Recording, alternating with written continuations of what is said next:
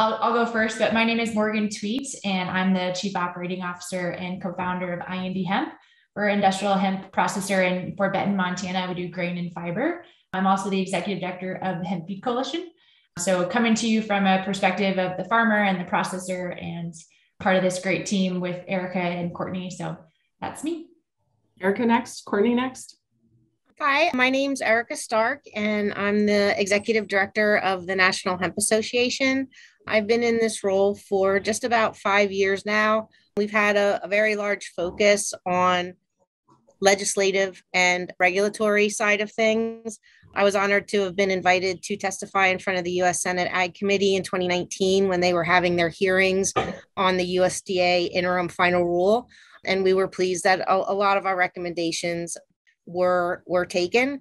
And now we look forward to it helping with the help of Morgan and Courtney and all of you to help segment out fiber and grain with this exemption. So thank you, Mandi, for having us and giving us this opportunity. And we welcome all of your questions and providing answers as we move forward. So thank you.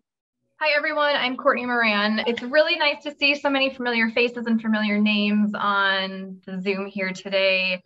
So as Erica and Morgan said, the three of us have been working really hard and really awesomely together for the last, I guess, six and a half months now on this hemp exemption campaign. And we're really excited to bring this to all of you and to explain what we're working on, why this is so important, the avenues that we see legislatively to accomplish our goal, and to get your support behind our campaign. So thanks so much for having us today, Mandi. Yeah, thanks, Mandi. So I'm going to kind of kick us off, and Courtney and Erica will definitely go into more details. I think Courtney might have something to share, but just kind of a history of how we got here and, what is the problem? What are we trying to address? So with IND Hemp, we're a grain and fiber processor, and we've contracted about 20,000 acres in the last 4 years.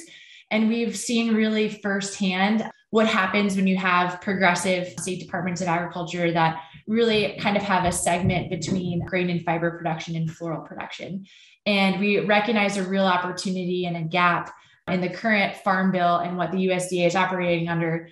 And we've just seen, the pushback from farmers. And so I kind of came to Courtney and Erica shortly after that, about 6 or 7 months ago, of there has to be an opportunity with this new farm bill that we can find some way to carve out an exemption that allows departments of agriculture and the USDA to manage grain and fiber production differently than floral production.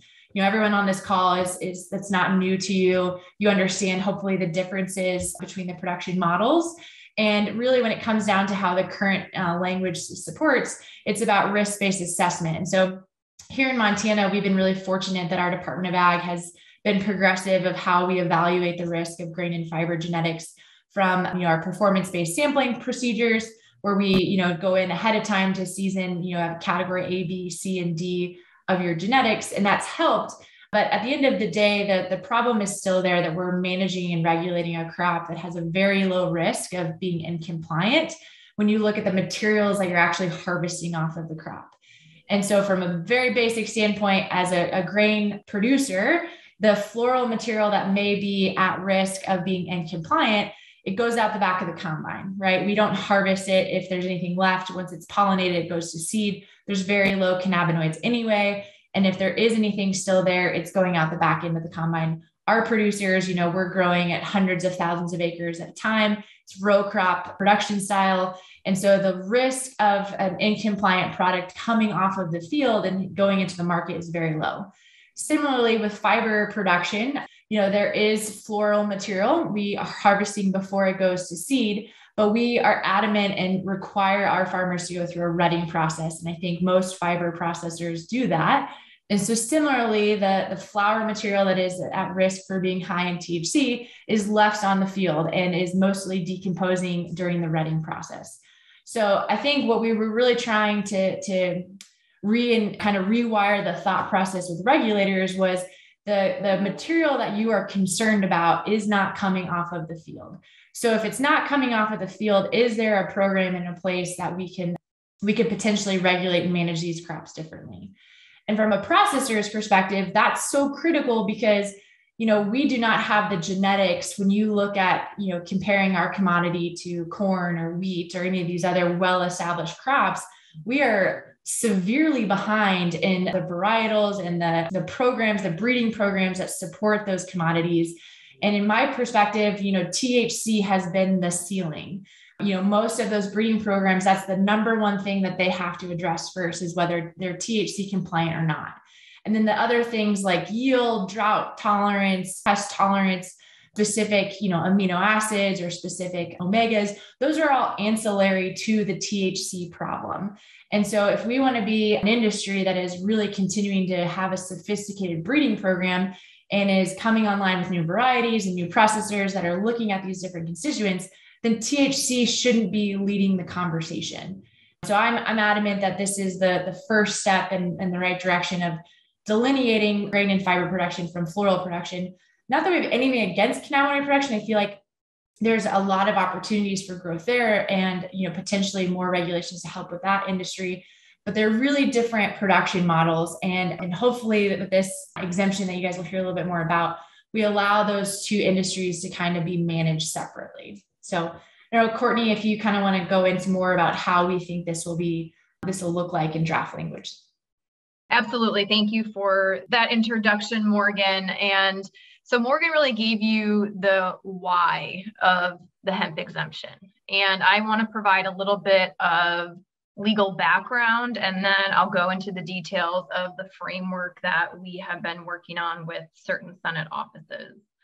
So when we worked on the 2018 Farm Bill and some of the policies that were worked on, both from a legal and legislative perspective between 2014 to 2018, there was a lot of focus on protecting cannabinoid hemp. And one of the main things that most folks are aware of is that in the 2018 Farm Bill, we removed the word industrial from the definition, and we kept only hemp as a signal to our federal agencies that the intent of Congress was that anything below 0.3 cannabis plant was lawful and legal, and the products coming from those plants were lawful and legal. And unfortunately, while that did create a benefit for cannabinoid hemp, and we have seen some positive movement there, at least from a production standpoint and somewhat from a DEA standpoint, of course, we're still having our FDA issues. The result was an unintended consequence of really limiting grain and fiber, as Morgan has explained.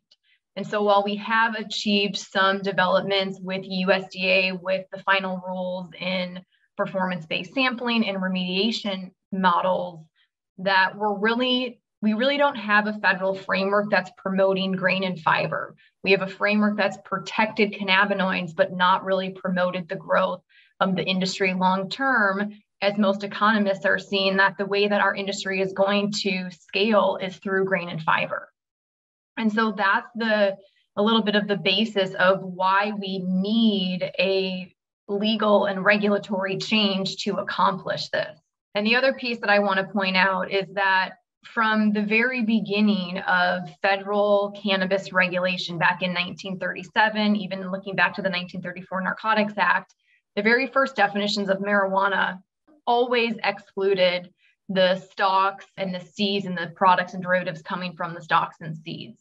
So the concept of creating an exemption for grain and fiber is not something new. It's something that's already theoretically been there in exempting the products coming from grain and fiber in the definitions of marijuana from the Controlled Substances Act and from DEA authority. It's just that historically it's been the cultivation that has been a hurdle. In pre-2014 Farm Bill, it was the DEA registration that was required. With the 2014 Farm Bill, it was just setting up, a pilot program with your Department of Agriculture. And now under the 2018 Farm Bill, it's that full license and regulatory framework under the USDA final rule within a state or a tribal government jurisdiction.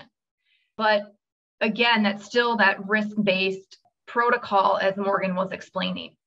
And so the grain and fiber hemp exemption is really to put the industrial back into industrial hemp and to create a delineation between traditional hemp, that we now know as more so cannabinoid or floral hemp, and then creating a carve out for industrial hemp, which was just the plants that are being grown solely for harvesting the grain or the fiber stock material.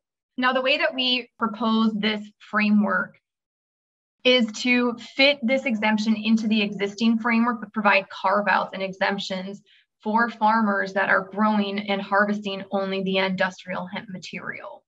And so the same 2018 Farm Bill licensing would be required so that any concerns coming from law enforcement regarding who's growing what where would be alleviated. There would still be that licensing, the GPS coordinates, what have you, but farmers would actually make a designation that they are only going to be growing and harvesting that grain and fiber. And with that declaration from the farmer, they would no longer be required to undergo background checks, and they would only be required to have a visual inspection of their crop to confirm uniform crop production consistent with that designation. And as long as that visual inspection confirmed, yes, this farmer is only growing grain or fiber as they designated, they would no longer have to do any sampling. They would no longer have to have any testing. And therefore, we wouldn't care what the THC level is in these grain and fiber crops, as that farmer's being limited in what they are able to actually harvest from that crop. Now, if a visual inspection showed that there was some inconsistent crop production, whether someone was growing floral hemp, they happen to be growing high THC cannabis, what have you, the farmer could either show, no, I had an issue with my varieties, here's my seed receipts, here's a sales contract, here's my planting report. Or if they really were trying to circumvent the program, there would be very serious violations for noncompliance, including actual no longer being able to participate in the program and crop destruction. And so we have the penalty very severe just because we are creating this carve out right now for the background checks, for that testing, for that THC compliance limit. And, you know, I'm in Oregon. We've seen what's happened with some of the cannabinoid productions and seen illegal marijuana cultivation. And so we want to alleviate law enforcement concerns while, you know, until we get to the point where we have full cannabis legalization federally, that if we're going to create this carve out and this benefit and this exemption for grain and fiber farmers, that the penalty is severe for those that are not complying. But one other thing that I want to point out is that this is not intended in any way to hurt or diminish or restrict cannabinoid production. So any farmer that wants to have a dual crop that would be using cannabinoids, or still just wants to grow floral hemp or cannabinoid hemp, that they are allowed to do so under the existing framework. And this does not modify or alter the existing framework in any capacity. So there should be no negative consequences to cannabinoid farmers. The framework that's set up under the 2018 Farm Bill and USDA final rules would be maintained, at least through our proposed legislation. Of course, there's other bills out there trying to amend what's happening with the USDA final rules and the 2018 Farm Bill, which, you know, separate conversation from here, but this language itself would not impact cannabinoid production in any capacity. It would just provide that benefit to grain and fiber farmers. So we do have a website that you can go to read a little bit more about the background and the framework that we put forward. It's hempexemption.com. And we also have a really fantastic video that Morgan put together. And the video really goes into showing the visual delineation between crops that are grown for cannabinoid production versus grain production versus fiber production. So I very highly recommend that you check out the website and watch that video.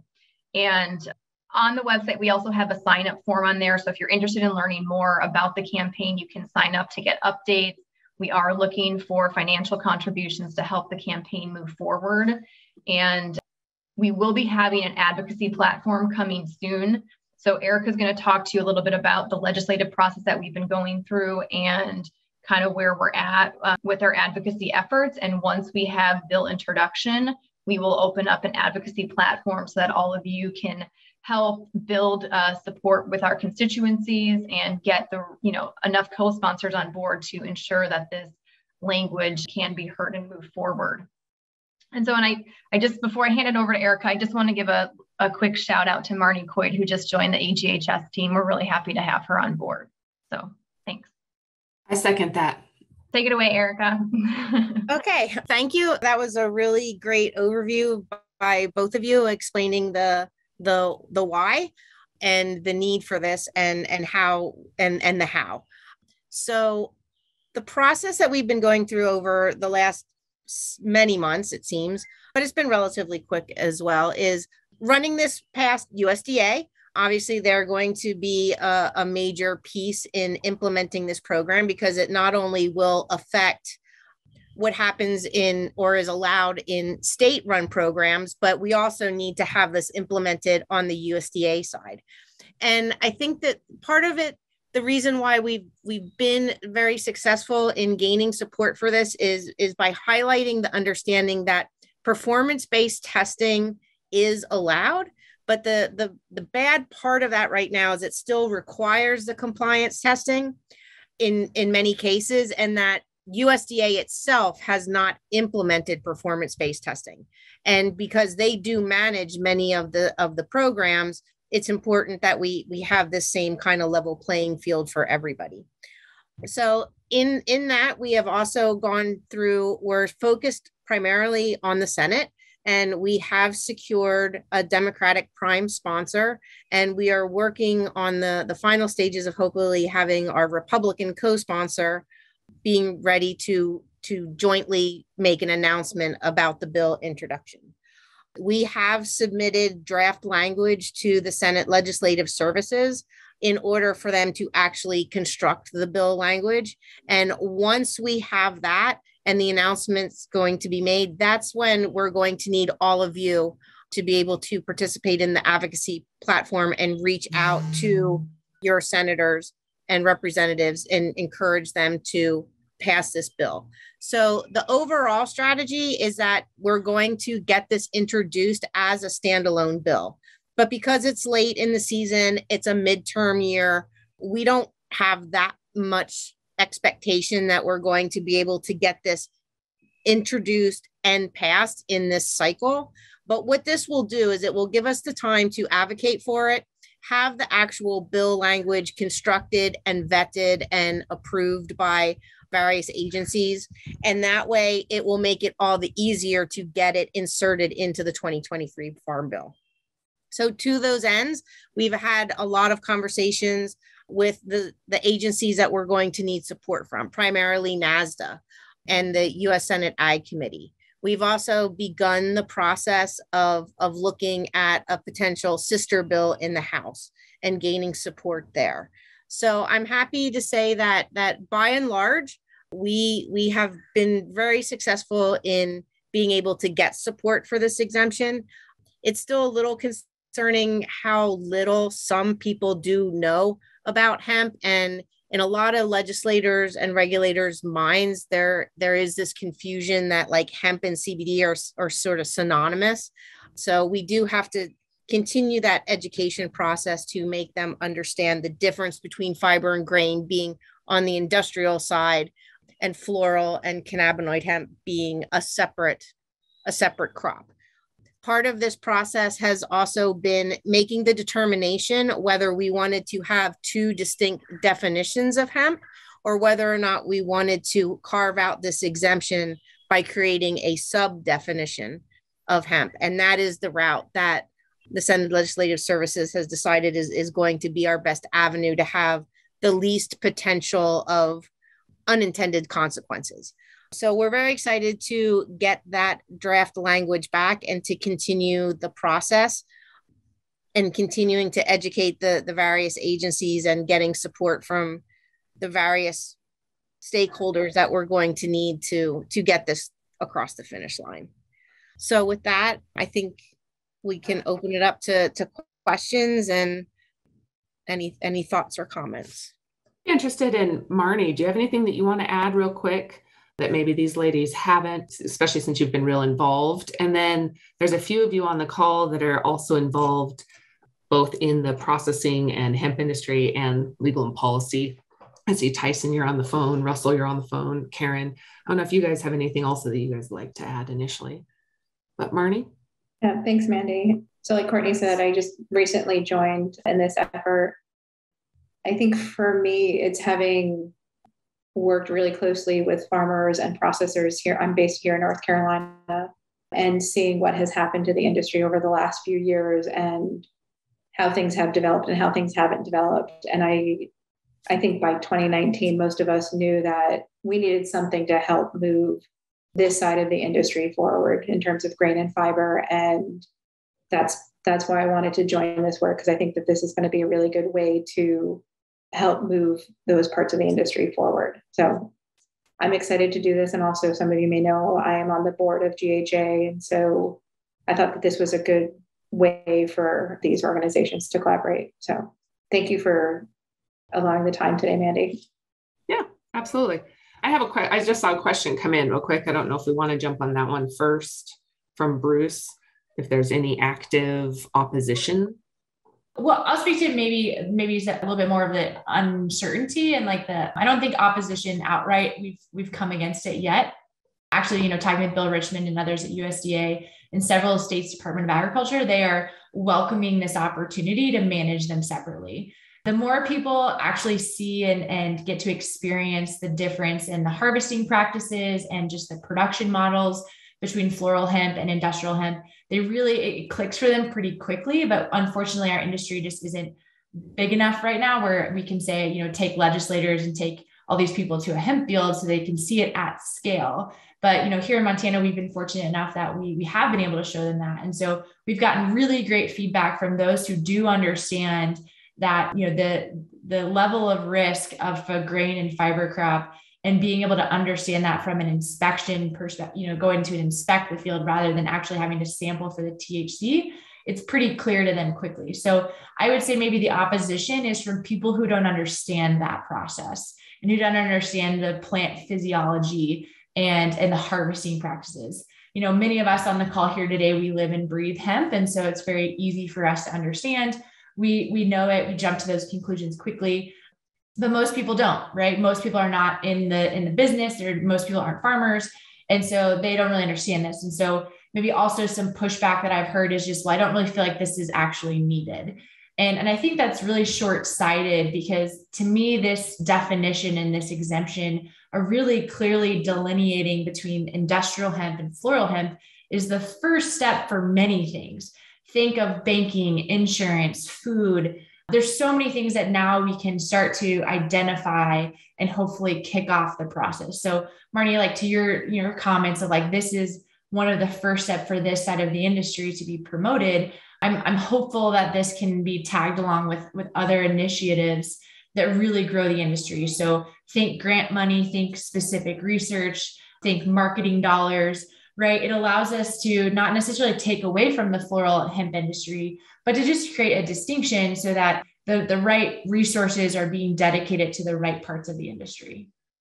And I think it also starts to make a lot of more sense to people when you explain to them that under the current USDA rules, your remediation option, if your plant goes hot, is to just sell the stalk and the grain.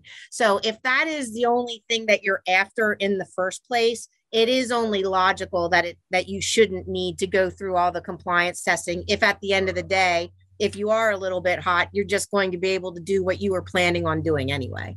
So that really does help clarify some of the misunderstandings that people have, that basically we're not asking for anything that you're not already allowed to do. We're just asking to eliminate some of the burden and the cost and the stigma attached in doing it. All right. Any other questions? Karen, I saw you had some questions, and then Larry. Yeah, I do have a couple of questions. First of all, let me just say that I certainly understand fully that we need to find some way to get past the 0.3, maybe for a lot of things, including the cannabinoids, but that's a separate discussion. I was just wondering, with the grain part, does that raise any issues with the Center for Veterinary Medicine, because we may want to use grain for animal feed? Is that at all of concern? It's a great question, because, cannabinoids are definitely the sticking point for CVM. And so HFC put forth an application for laying hens, and the sticking point that we're still talking about is those residual cannabinoids. So I think that science will continue to explore what are the concerning levels of cannabinoids. Obviously, I don't have a crystal ball, so I can't tell you what that is, but from the science that I have seen and the trials have been going on, the levels of safety and efficacy that are concerning for animal feed are at such high levels that even if you had residual cannabinoids with higher cannabinoid grain varieties, the residual cannabinoids that come from the flower onto the hull or the seed ingredients is still going to be really relatively low. And so, the plant physiology, like it's not there in the seeds. When we're talking about the meal or the oil or the hearts, it's not there. The hulls definitely are a concern since they are the contact point between that floral bract material and then outside the hull.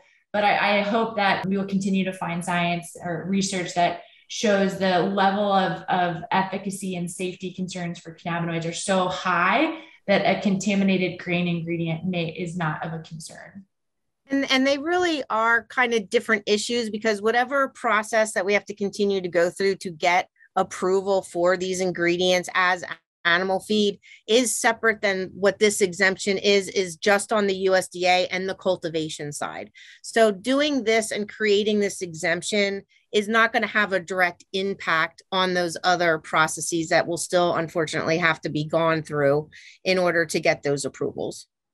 Yeah, so the manufacturers would have to, or processors would have to test anyway, whatever CVM tells them they can use or not use. So, okay. Another question I had is, I couldn't tell why in your document, which I did read online, you went to the Controlled Substances Act for marijuana. And I think that you did that to show the hemp exemption, which is perfectly legitimate. But then we go to II, and I couldn't read whether marijuana does not include the mature stalks of such plant, fiber produced, etc. Is that the intention? So we would essentially have potentially a huge new supply of fiber coming off of marijuana. Is that an accurate read? So I'll take this one, Karen. So the reason that we put the CSA, the current CSA definition of marijuana in there is because we want to show that these products are already exempted from the definition of marijuana. But because marijuana itself, high THC cannabis itself, is still a Schedule 1, that absent participation in one of these closed market, either medical marijuana or adult use programs, one still actually needs to obtain that DEA registration to cultivate marijuana. And so at this time, you're not allowed to take the stalks or the seed from a marijuana plant absent having a DEA registration and then, pursue it to whatever you're authorized in that registration to do. And so what we just want to show is that these products have always been exempted. They're currently exempted. What we're trying to do is create an avenue and some leeway in the cultivation of this material itself, when those are the only parts of the plant that are going to be harvested. So the byproducts being always exempt, you're just reinforcing that they're still exempt. Yeah, exactly. Because historically, even for hemp itself, it's been the cultivation, because of hemp being tied to that overall definition of marijuana as previous to 2014 Farm Bill being all cannabis sativa. And there are several circuit court cases that go into an analysis of that definition and saying, with this definition of all cannabis sativa being classified as marijuana, you have to obtain that DEA registration. And so the 2014 Farm Bill took that out with the pilot programs. The 2018 Farm Bill affirmatively removed hemp from the definition of marijuana. And so the products are legal. It's just the cultivation of the plants were the issue. And what we're trying to do with the hemp exemption is to create even more clarity that the burdens and the hurdles that farmers who want to grow these crops are not going to be there when the intended use is only those harvested materials that have always been exempted. Great. Thank you. Yeah, absolutely. Great question. So Larry, I think you were next. You had a question? Yes, thank you, Mandi. A couple of things I want to add to this. One Just a observational comment. We grew hemp last year for fiber, and the good talking point is that when you do grow for high quality fiber, the plants don't even go to flower. We harvest it even prior to that, and that's generally a very good talking point if you're going to talk to any legislators or anyone who's skeptical about it. The other couple of things. I've been involved in a lot of legislation, or I should say, not necessarily writing the legislation and having to deal with the effects of legislation. And we really should not, or I would recommend that you don't take a half-hearted or apologizing approach to writing it, because it usually ends up with, you'll have bureaucrats who look at things very specifically in the wording, which has been very hindered. For example, earlier it was mentioned the word remediation.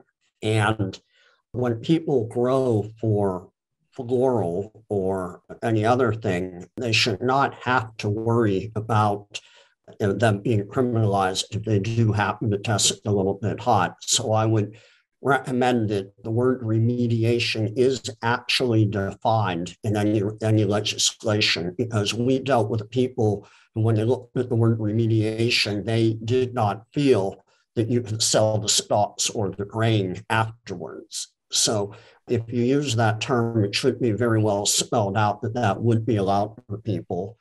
Other aspect I want to make is, I think earlier when you were showing some of how the legislation is written, you included some sort of inspection, not testing and not a background check, but it would require some officer or agricultural department official to come to the field to take a look at it. I'd actually recommend you do not put that in there, that you just, this is an agricultural crop. You don't have to do it for cotton, don't have to do it for corn or anything else. The reason for that is it's actually time consuming for some of these agricultural departments, and they do charge the farmer for their time, sometimes in the thousands of dollars if that particular crop is not near any location. Will charge for the entire day to travel. I don't think something like that should be in there. That, if you're growing for grain or fiber, that's it. They got to take your word on it. And the only reason somebody should come out is if there was some sort of complaint on that. And the last thing you mentioned, talking about the grain for use in animal feed. I don't think Hunter Buffington is here today, but the industry is really being held back because of that. And for all the people here who do want to grow for grain, the government still considers this an adulterant, and it's basically not. And I think it would be important to include in any new legislation that it is specifically said that it's not an adulterant and it can be used for animal grain, similar to any exceptions that were made for crops that were grown prior to prohibition. That's it. Well, Larry, you said a lot of really good things. And I think if we could ask for everything we wanted, we'd hit on everything you said. So I'll just real quickly, we did, very much contemplate the idea of even inspection, but I think that that's a bridge too far for many outside of the industry that are already concerned that we're growing high THC varietals. And so the production model, you can take a fiber genetic and you can grow it like you do floral hemp, and you can get high cannabinoids. The varietal itself can allow for that high THC production. And so that's where the inspection is kind of the checkpoint for those programs. I hope, in future years, we don't have to do that. But I think that that's a bridge too far for many departments of agriculture and the USDA at large. Unfortunately, Oregon's a great example of, bad actors that will show up in the industry. And so that at point of inspection allows people to go and look at the cultivation practices, which will, mitigate some of the THC risk. Because right now, Daryl, you made a great comment about, Chinese varieties that we're having to compete with on a fiber manufacturing and processing level that are well above, our 0.3%, greater than 1, maybe even up to 3. And so that's what we're competing with. And so what I really want them to get away from is even concerned about the THC. But if they can't go and visually inspect it to know that they actually are growing it for fiber, I think that your law enforcement and other rule makers are going to have a hard time swallowing that pill. So maybe in the future we get away with inspection, but I don't think that we'll get there today. And as far as animal feed, like, believe me, I'm like the animal feed geek. Like, I want it bet more than anyone, but it's another problem, right? Like, we go through the process with AFCO to evaluate safety and efficacy of ingredients. And it's not just hemp, right? It's any crop that comes on, any new ingredient, they have to go through this process. And so as much as I'd love to write in language that in one fell swoop, we get everything approved, we do have to prove that there is no concerns and that these ingredients grown under these certain circumstances and manufactured a certain way are safe for our animals, as well as for the livelihood of those ranchers and other people that are using that livestock. And I think that is an important process. Now, I think that there's ways that we can, circumvent some of these hoops that they want to put us through, but I think it's going to be hard pressed for us to get it all in one single bill. I want to echo that. I think you've made some really great points, Larry, but just given some of the law enforcement concerns that we've seen and heard, and that I'm specifically working on in Oregon, and that, are being echoed nationally, federally, and just also some of the concerns coming from different offices who were, and I mean Senate offices that were extremely supportive of 2018 Farm Bill language, but given some of the things that have happened in the marketplace since, are reluctant to move forward on any other types of hemp policies. And so we're trying to make this a common sense, single issue approach. And I mean, basically everything that you said, I'd love to get there, but I think that a lot of that will have to be done in separate bills and will take time to educate and alleviate fears that either were previously there or that have been reinforced based on some of the activity in the market recently. And some of the inspections could be done via drone or other. It doesn't necessarily have to be a person going and visiting the field. That would be up to the Department of Ag. And they already are having to deal with compliance testing for every single field. So even though this isn't the perfect world that we would all like to see, which, yeah, obviously your comments are what we would all in a perfect world like to see. But it does reduce the burden on the state departments of ag by being able to do inspections versus having to deal with compliance and sampling for every single field, particularly when you look at the way that the samples have to be taken. And if you have, 1,000-acre field and you happen to have a road or a stream that divides your plot, it's actually considered two different plots. So the samples have to be taken and tested on every single section of your field. So while it's not perfect, I think this can pass and it will reduce some burden, even if it's not where we ultimately would like to take it. But we'll eventually get there. But this is just the first step. This isn't the end game. And I also want to add that in the draft that we worked on and that we submitted to Legislative Council, we made really clear on what our intent is, and we have left open, and we don't know what we're going to get back from them, but what we have left open is for some rulemaking authority with USDA to provide some additional benefits. So for example, if USDA wanted to put out an approved variety list or a certified seed list, perhaps those particular varieties could even be exempted from that inspection. So, and, as a known participant, a known producer within a program, something like that. So we want to use this as kind of like the base framework to get grain and fiber the opportunity to be treated as close to traditional agriculture as possible while we're still dealing with the reefer madness fear that we're dealing with, but then provide other additional opportunities in rural to create additional benefits.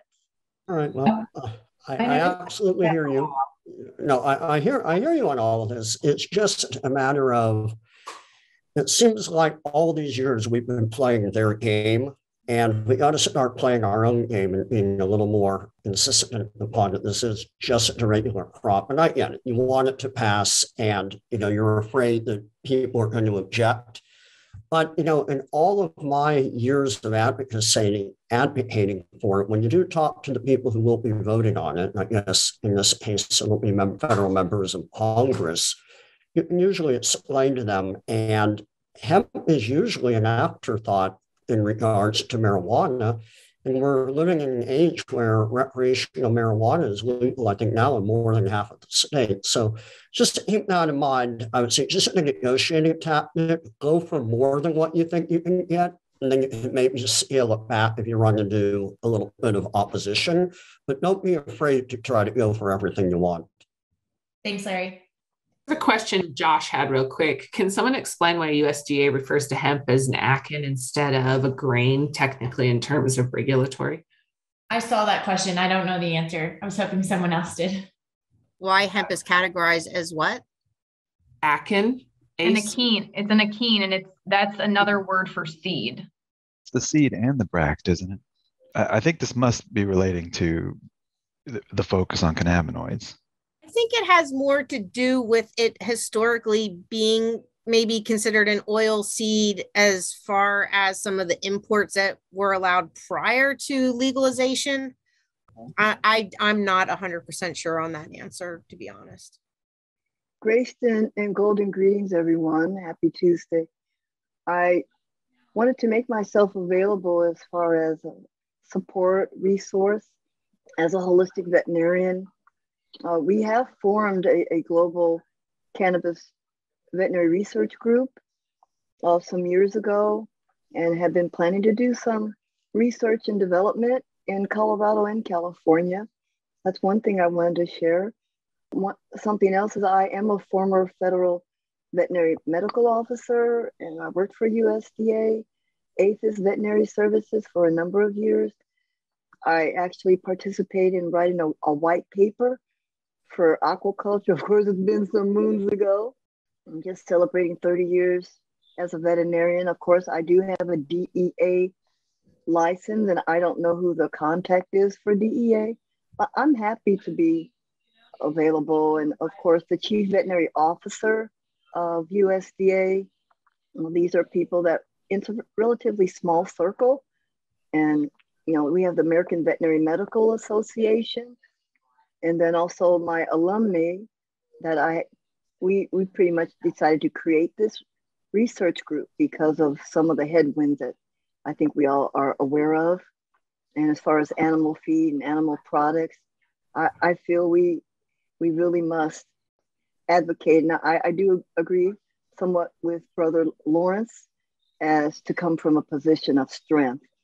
And I'm totally willing to be available in any way, shape, or form, whether it's DEA, any of the legal people, and the defining and the educating, because a lot of this stems from ignorance, and you were just terms. Will you put your contact information in the chat? Yes, ma'am. And then maybe that way, connect and see where opportunities are to get involved with hemp Sure. seed. I just wanted to let y'all know that. Thank you. Thank you. Thank you. Thanks. Yeah, thanks, Dr. Hall. I think you could probably help Hemp Feed Coalition out. Yeah, totally. Yeah, that would be fantastic. And real quick before I forget, we got an email this morning from somebody from NIFA, and there is a new USDA NIFA grant that is specific to canola and hemp, just those two crops. And if you're doing research for canola, you're limited to a specific region, but the hemp opportunity is nationwide. It does have to be through a university. So if there's any university folks here or people who are partnering with the universities, it's an almost $1 million grant. The intent to submit is due on June 7th, and then the proposal is due June 29th. So I just wanted to throw that out there in case there's anybody who could take advantage of that. Somebody who wants to. I've learned I hate grants, and I am proud of everybody that's good at them because I am not. The more I try, the more hard it is. So I'm proud of everybody that does it. But yeah, any other questions? Thank you for asking, Mandi. No, this has been very interesting to listen to. I'm fascinated.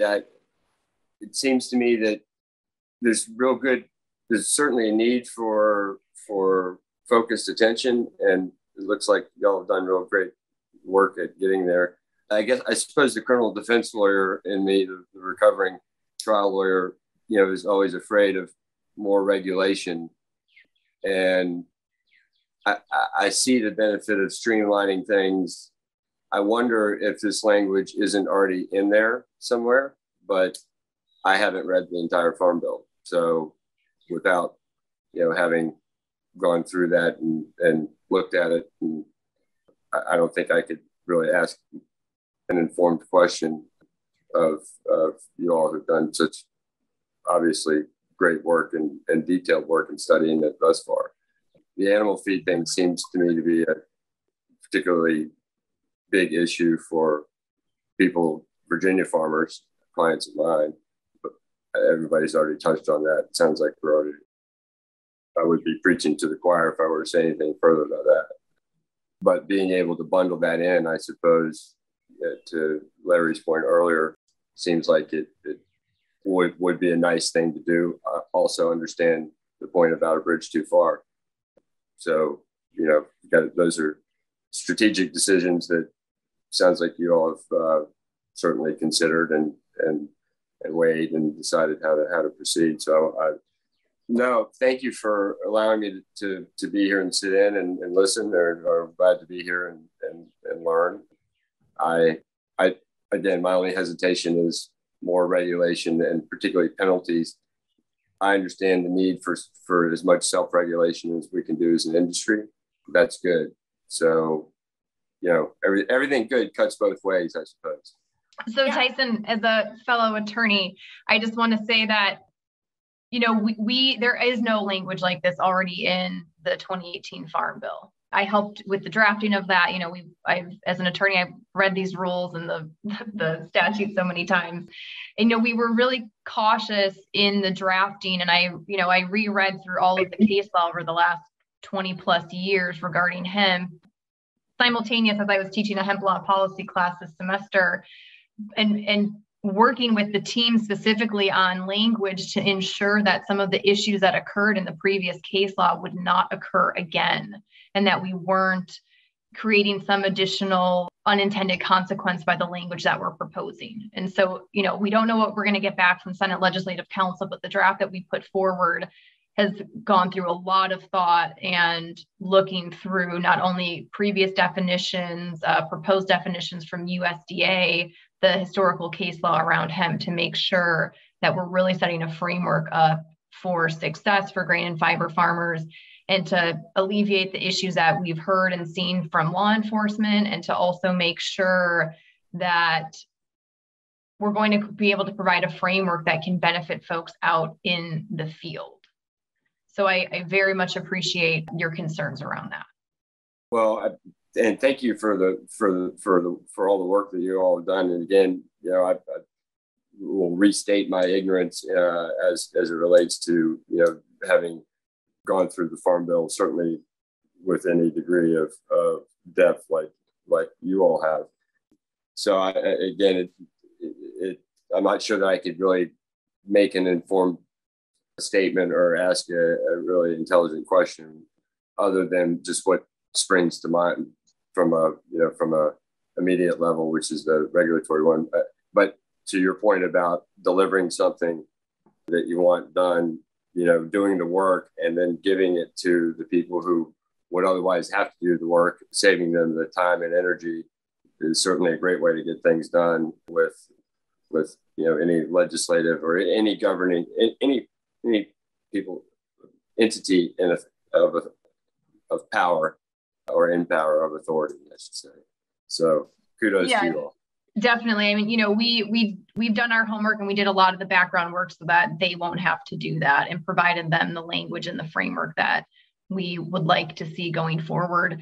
And in regards to the enforcement piece, I do just want to say that, it's a strict enforcement piece just because of how we've seen folks already trying to circumvent our hemp programs, or have circumvented the hemp programs as we have them now. But nothing precludes or prohibits a farmer from electing to stay under the existing framework that is available now. And so it's only folks that want to make this election, this designation, that they would only be growing the grain and fiber and harvesting grain and fiber so that they could get out of these other requirements of the background checks, of the sampling, of the testing. But if somebody thought, hey, maybe there's any potential that I could want to take cannabinoids off this, or they're concerned about the enforcement, they don't have to elect to be part of this particular special program. Yeah, and I just want to speak to the animal feed really quick again, just to, back to what Erica started with, like our hope is that this can be a standalone bill, right? So that we can create the designation.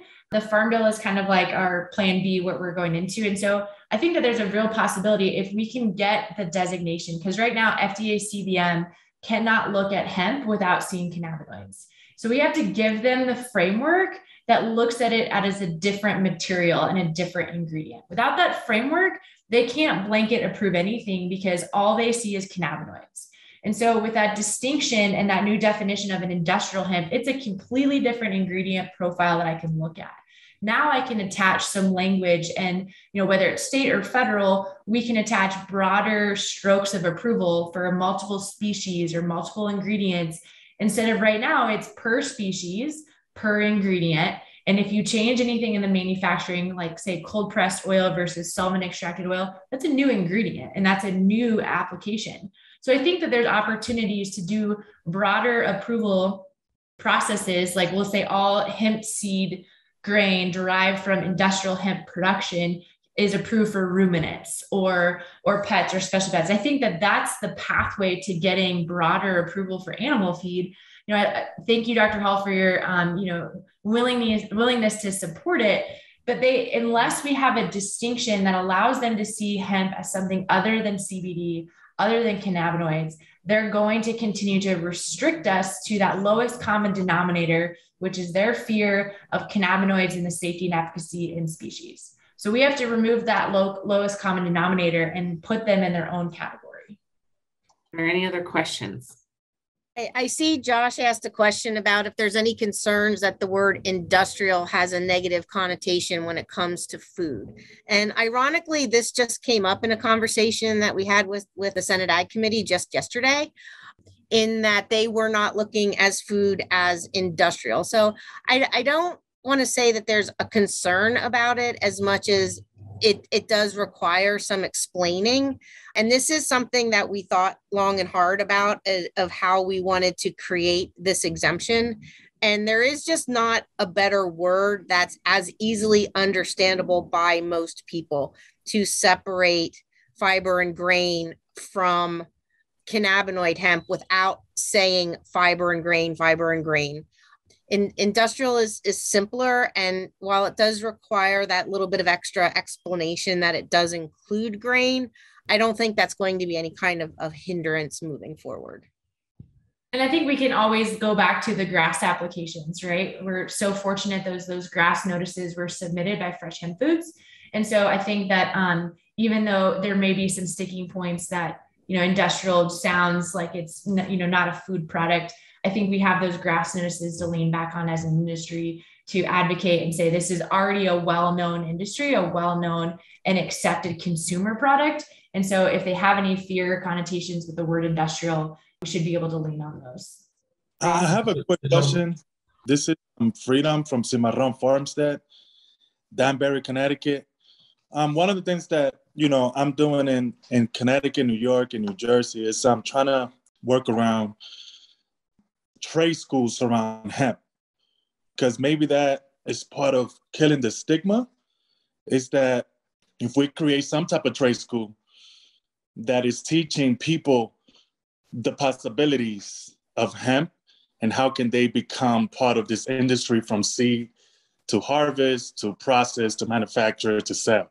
So I don't know if there's something, because I don't see the document that you guys are talking about on the chat. So I don't know if that's something that you guys are thinking about. How can we incorporate actually trade schools into this? Right now, they're Oaksterdam University. They're a cannabis-focused university, but they work on all cannabis high and low THC. So there are horticultural programs through that university, business programs, variety of different programs. So I would say right now that's a great resource for folks to go to if they're trying to learn, all aspects of the plant.